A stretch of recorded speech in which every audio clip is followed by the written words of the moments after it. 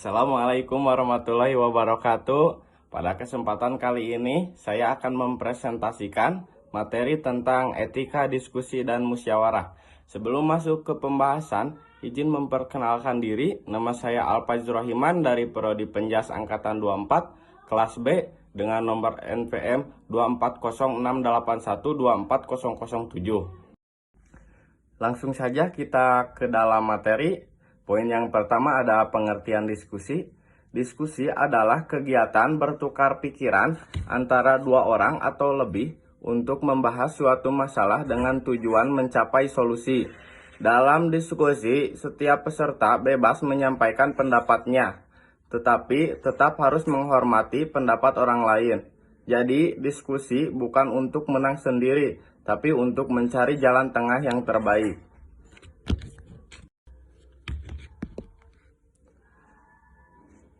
Kemudian ada pengertian musyawarah. Sedangkan musyawarah adalah kegiatan bersama untuk memecahkan masalah atau mengambil keputusan secara mufakat. Musyawarah biasanya digunakan dalam kelompok atau organisasi atau masyarakat untuk menentukan keputusan yang adil dan disetujui bersama.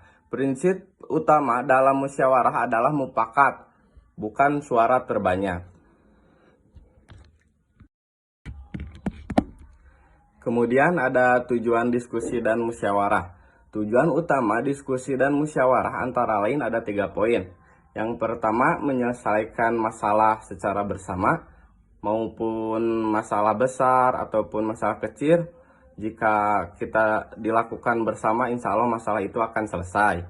Kemudian poin yang kedua, mencapai keputusan yang disepakati semua pihak. Jadi semua pihak harus mengikuti atau menyetujui. Jangan ada pihak yang bermusuhan atau berhadap-hadapan gitu maksudnya. Kemudian poin yang ketiga ada melatih kemampuan berpikir kritis dan menghargai pendapat orang lain. Dengan kata lain, diskusi dan musyawarah adalah latihan untuk berkomunikasi secara cerdas dan beretika.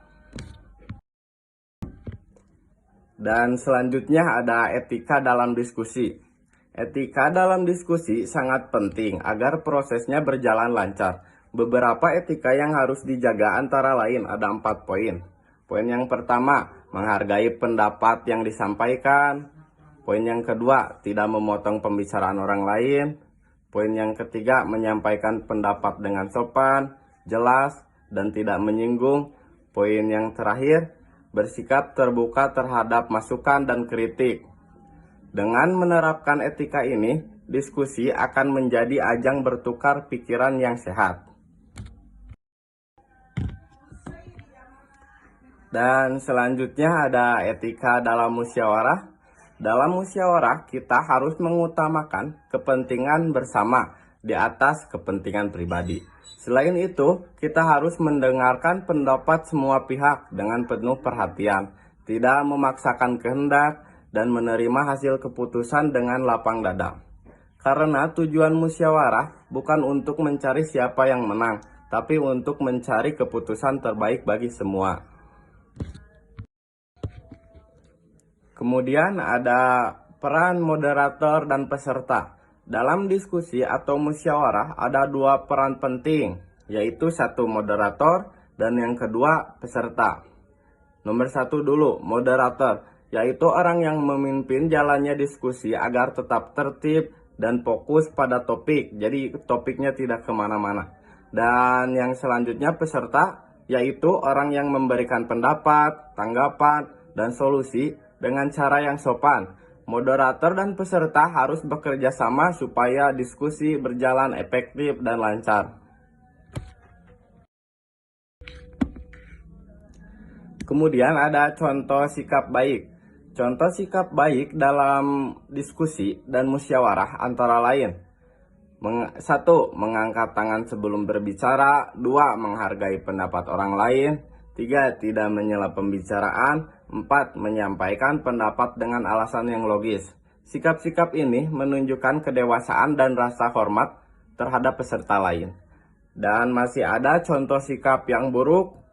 Sebaliknya, ada juga sikap yang harus dihindari seperti memotong pembicaraan orang lain, memaksakan pendapat pribadi, tidak mendengarkan orang lain, dan yang terakhir bersikap emosional atau marah saat berbeda pendapat. Jika sikap-sikap ini muncul, diskusi bisa berubah menjadi perdebatan yang tidak sehat. Dan yang terakhir ada kesimpulan. Dari pembahasan kita tadi, bisa kita simpulkan bahwa etika dalam diskusi dan musyawarah sangat penting untuk menciptakan suasana yang kondusif, saling menghargai, dan menghasilkan keputusan yang bijaksana.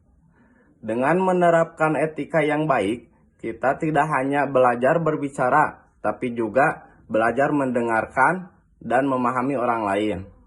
Hanya itu yang bisa saya sampaikan. Mohon maaf bila ada kesalahan. Assalamualaikum warahmatullahi wabarakatuh.